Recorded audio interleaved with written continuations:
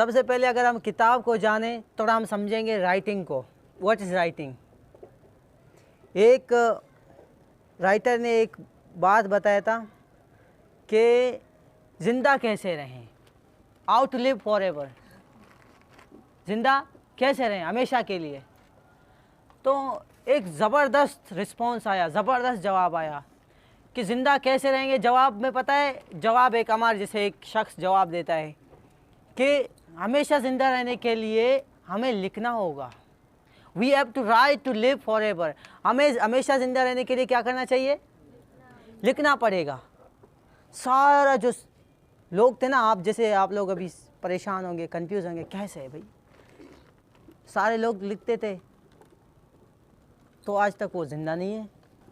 जिन लोगों ने चांद पर, कहकशाओं पर, जिन लोगों ने एस्ट्रोनॉमी पर किताबें लिखे, फिज़िक्स पर किताबें लिखे, मैथ्स पर किताबें लिखे, तो आप लोग बोलोगे कि सर वो ज़िंदा नहीं है। ऐसा सवाल करेगा कोई? अब अरिस्टोटल है, वो ज़िंदा नहीं है, आप लोग बोलोगे। First of all let me ask you a question, when he was dead, कब वो मरा? वो सेंचुरी से पहले मर चुका है, सदियों से पहले मर चुका है, 1000 सदी से पहले की बात है, मर चुका है।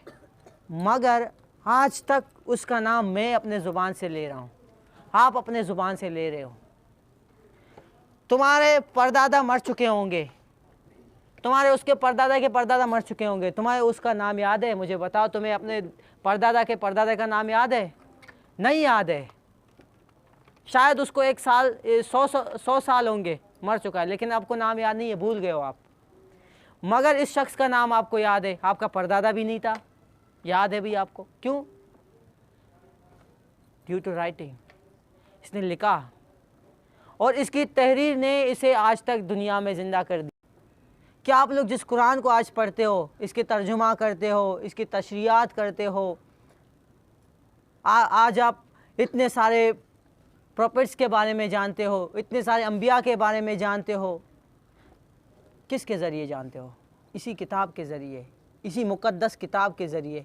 इसी मुक़द्दस किताब को बोलते हैं कुरान। इसी मुक़द्दस किताब किस चीज़, ये कैसे है? It's a writing, it's a piece of writing. ये लिखा हुआ है, ये एक तहरीर शुदा चीज़ है। इसका मतलब है राइटिंग कितना बड़ा चीज़ है। राइटिंग समझ में आया आपको कि राइटिंग कितनी बड़ी चीज़ है? इंसान को ज़िंदा रहने के लिए 2 चीज़ करने पड़ेंगे। 2 चीज़ इंसान ने कर लिया, इंसान ज़िंदा, हमेशा के लिए ज़िंदा। एक, अच्छी यादें बनाएं। अच्छी यादें क्या? अच्छी यादें।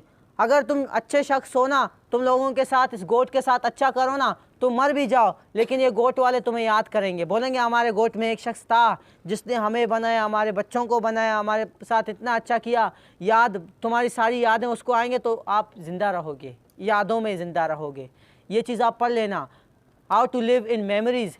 ख्यालों में, यादों में कैसे ज़िंदा रहें।